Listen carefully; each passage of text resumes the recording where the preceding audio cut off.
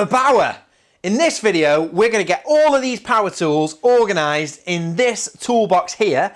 I don't know if it's all going to fit. We've got to get it all done in shadow foam. That's the challenge. Let's get into it.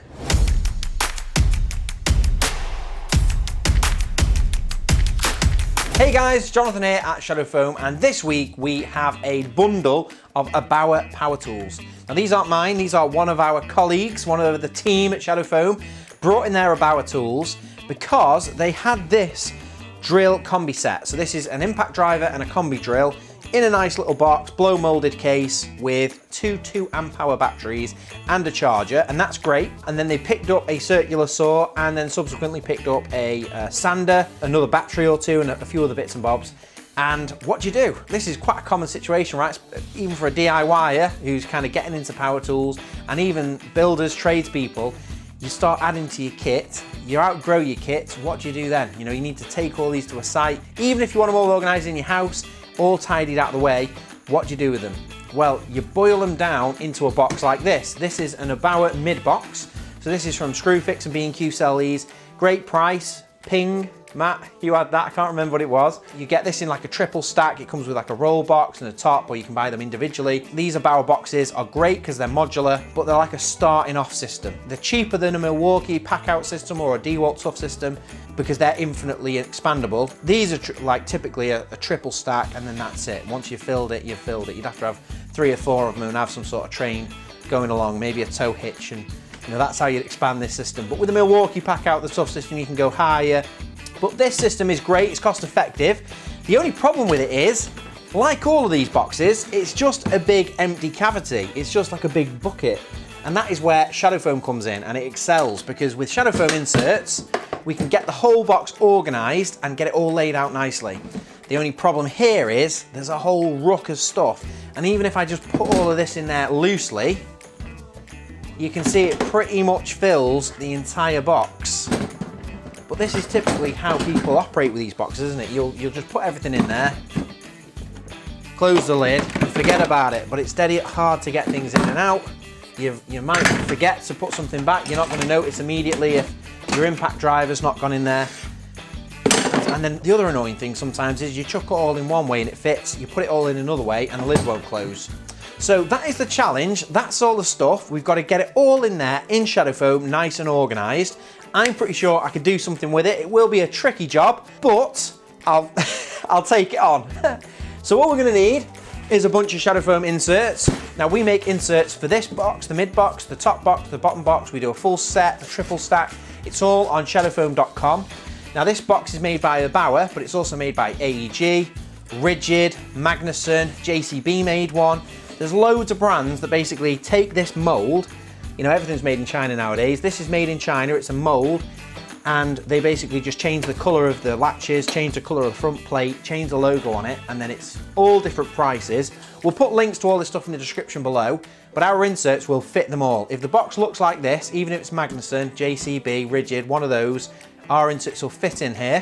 For this box, we're using the mid inserts, and we've got 2 twin packs of 50, and then we've got a single 30mm, and that takes us all the way to the top.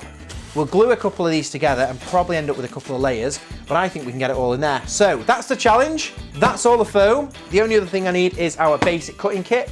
This would come free with this order, because all of this foam here, because I'd have to buy 3 packs, that would be over £60, which would get me a free basic cutting kit. But these are sold separately too for $14.99, and they have everything I'm going to need to do this job. So they've got the anti-cut gloves, they've got the scalpel, 5 blades, it's got the forceps for putting the blade safely on the scalpel handle, it's got the instructions and a sticker. So that's all you're going to need to do the job, and that's all I'm going to need. So I'll get my glove on and let's get a layout sorted.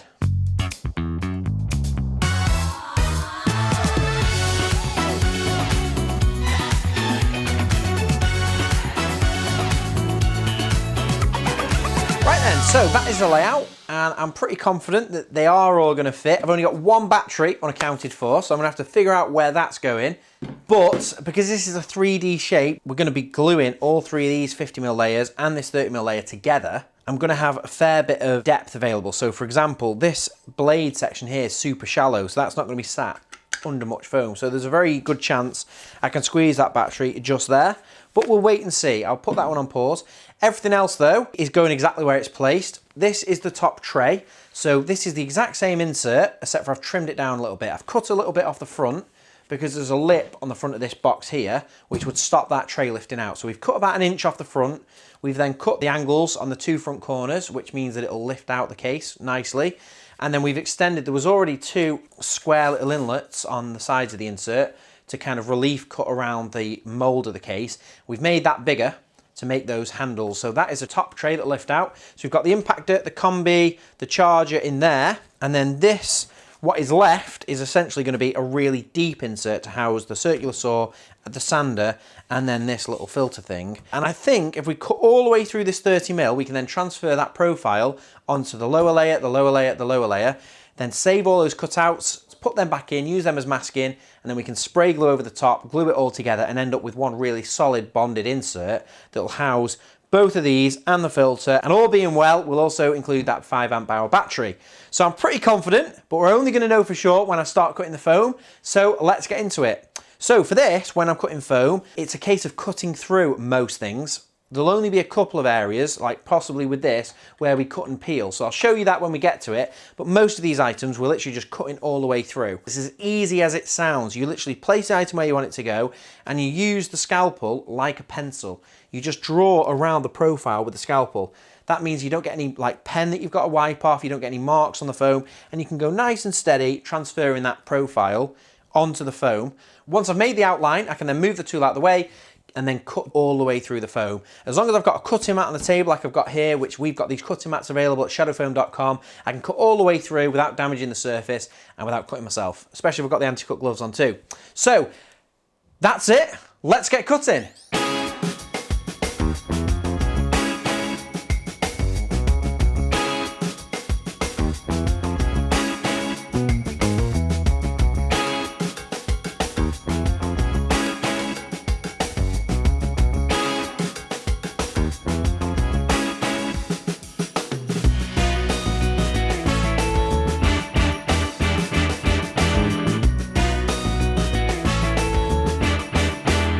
There we go, that is all done. That is a very complex insert. That is probably one of the most difficult ones I've done. I don't know if it beats the BMX. If you didn't see that, go and check that out because that was a hell of an insert. But I think we've done it. I've not tried it in the case yet, but I'll talk you through it. So we've got 3 50mm layers here all glued together.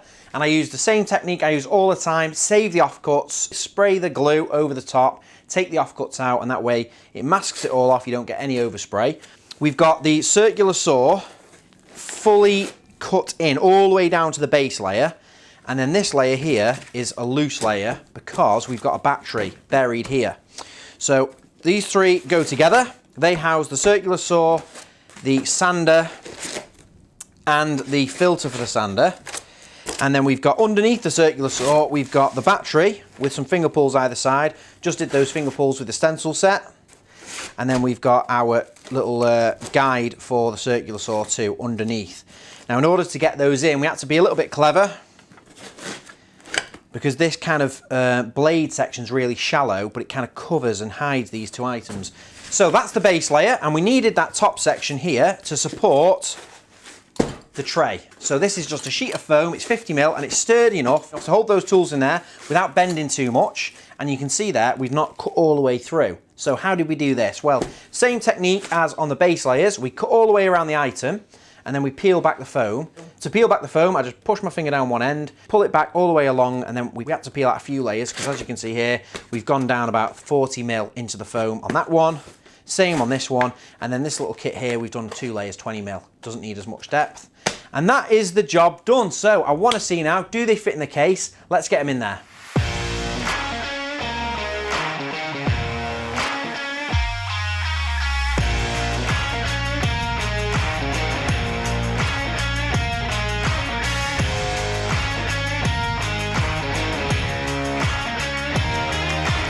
So that is it, completed, and I think this is one of the most efficient mid toolboxes we've ever done. Every single brand, DeWalt, Milwaukee, all of the different power tool cases make a similar mid box to this.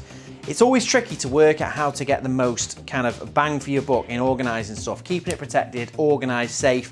And in there we've got a full circular saw, full kind of palm sander, and all the bits and bobs. We've got an extra battery hidden under there, and then this lift out tray. So that is about as efficient as you're gonna get. I'm loving it. I hope you did too. Let me know in the comments what you think of this. And if you use these Erbauer tools, I'd love to hear your thoughts on them, because obviously these aren't mine.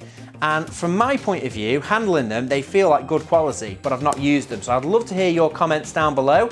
Make sure you subscribed if you enjoyed this video. Click the bell icon so you don't miss any of our future videos. And a big thumbs up would be appreciated for all you Erbauer fans. Thanks very much for watching, and we'll see you next time. Thanks for watching. If you liked that video, why not check out some of our others? We've got new videos coming out every week.